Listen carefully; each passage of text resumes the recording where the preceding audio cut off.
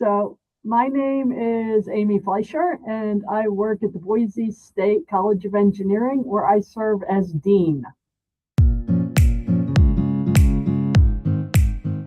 a lot of people don't have any idea what a dean of engineering does, even my students here at Boise State. It's kind of like managing a pretty large business. I've got 3,000 students, 200 or so faculty members, and a leadership team of about 20. And we keep this place going. We make sure that we can educate students in the engineering fields at every level from bachelor's degree up through PhD. Sometimes I'm meeting with students, sometimes I'm going to events and meeting with people in the community. Sometimes we have the governor on campus. It's a little bit different every day, and that's what makes it pretty fun. It's not a job that anybody grows up going like, oh my gosh, I want to be a dean of engineering. So I got into it because I wanted to be an engineer. And I didn't know I wanted to be an engineer because I didn't know what engineering was. Nobody in my family is an engineer. But the space shuttle was operational when I was a kid. And I was like, that is so cool. They're literally building spaceships. I'm like, I want to build spaceships. I didn't want to be an astronaut, but I wanted to build spaceships. And I'm like, how do I do that? What do I study if I want to build spaceships? And I kind of reached out to NASA and the people that built the space shuttle. I'm like, how do I do that? And they're like, you need to study mechanical engineering. And I'm like, cool, that's what I'm going to do. So I studied mechanical engineering. Never worked in the space program, but I worked in industry for a while. And it turned out I really like working with young engineers and seeing that they get training. And that led me back to do a PhD and to teach.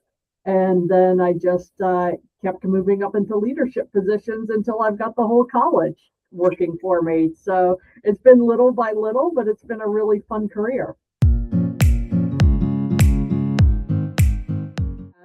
The first job I ever had as an engineer was an engineering internship for a civil engineering firm that does the timing for traffic lights. So my internship was sitting on a different street corner every day, all summer long, just taking data. So I was a data counter. My first job as a real engineer, when I graduated, I went to work in industry for a while, and I did plant startups. I bought the machinery for plants that separate air. You have to distill it. You have to almost liquefy it. You drop the temperature down until the oxygen drops out of the air and the nitrogen drops out. So I did plant startups that was doing air distillation, and I did that for about 5 years before I went back to get a PhD. And my first job after finishing my PhD was a faculty member teaching mechanical engineering back at my alma mater, where I had just graduated from about 5 years. Say don't be scared. And I think a lot of people are scared to try, and we think we have to be experts all the time. And I regret being scared like early in my career and not taking more risks, and not I always thought I had to show people that I was the expert in the room, and not realizing that it was okay not to be the expert in the room, right? That you have to be a beginner sometimes, and that's okay. So I think, anybody who wants to be an engineer, don't be afraid to like touch things, to try things, to build up those hands-on skills, even if you don't know how to do them. Obviously, you have to be curious. I think engineers are super curious about how things work, and just wanting to understand that. And then, it's building up the math and science. I mean, you need the math and science skills, but in the end, it's not about the math or science. It's about the curiosity and trying to figure out how to make something new.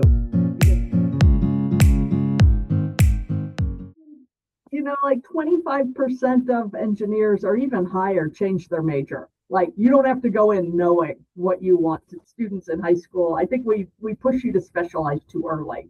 So it's okay to go in not knowing. Um, I think there's some big buckets that you can pick from based on what you think is more interesting to start with. Like civil engineers are the infrastructure. It's like roads and bridges and water treatment and buildings. That was never that interesting to me. So I picked mechanical engineering because I like spaceships, but mechanical engineering is super broad. I actually ended up specializing in energy and working in energy systems. So that can be, mechanical engineering is always the default for people who don't know what they want to do. It just covers everything. Biomedical engineering, just do mechanical. Like it's an offshoot of mechanical engineering and you can specialize later. Same thing with aero. I think where it gets super confusing is computer science, computer engineering, software engineering. I'm like, to me, they all sound more or less the same. Just, pick one and move around them as you learn more about what you like about it.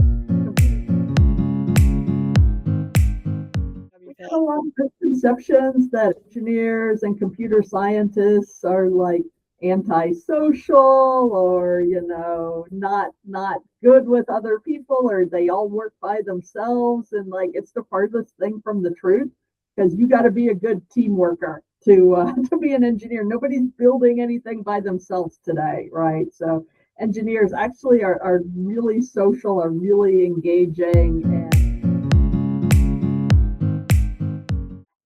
And I think the best piece of advice is you don't have to have this all figured out. It's okay. It's okay to not have it all figured out. It's okay to come to college and still explore. It's okay to be exploring throughout your career. And, I changed careers midway through. Like I was working in industry and I decided to quit and go back and go into academics because that would be a better path for me. And I think everybody just needs to explore their own path and not think you have to have it figured out at any point in time. So you know what? It looks like other people have it figured out and nobody does. Like we're all just winging it as we go, and that's okay.